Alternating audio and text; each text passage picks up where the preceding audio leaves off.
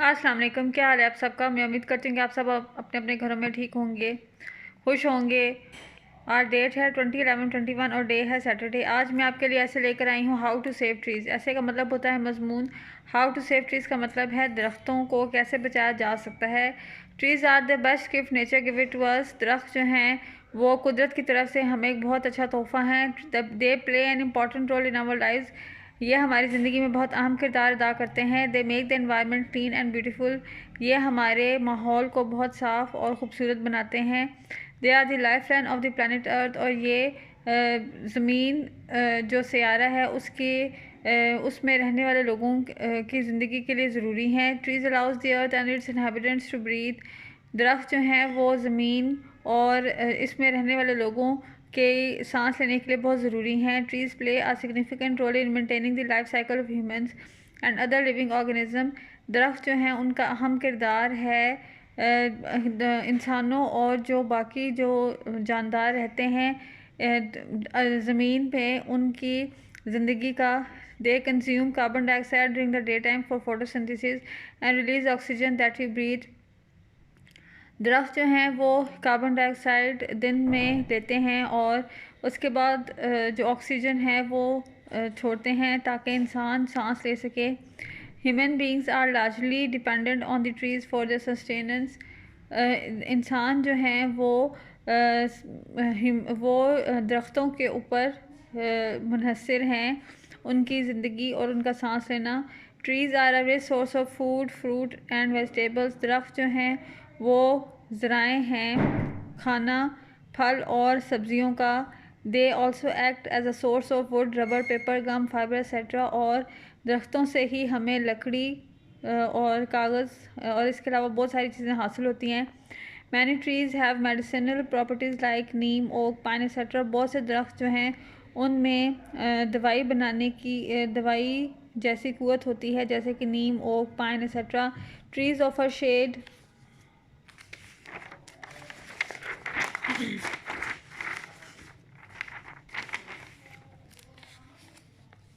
People can rest. दरख्त जो हैं वो हमें साया देते हैं ताकि लोग जो हैं वो आराम कर सकें। They also provide natural habitants for wild life. वो जो कुदरती पनाह गाह हैं जंगली जानवरों के लिए। Trees play a vital role in saving our environment from natural calamities. दरख्त जो हैं उनका अहम किरदार है माहौल को कुदरती आफात से बचाने के लिए। Trees preserve the soil. दरख्त जो हैं वो मिट्टी को महफूज करते हैं फ्रॉम इरोजन कटाव say that can cause landslides और जो कि लैंडस्लाइड्स की वजह बनते हैं। It also attracts rain and help in the entire process of precipitation. ये दरख्त ये बारिश को अपनी तरफ खींचते हैं और प्रेसिपिटेशन का जो पूरा प्रोसेस होता है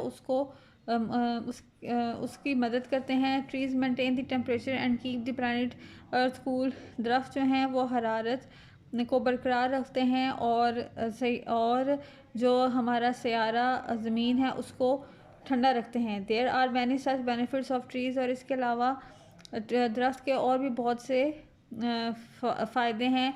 have a human cut trees in large number for commercial purposes such as setting up factories building houses etcetera.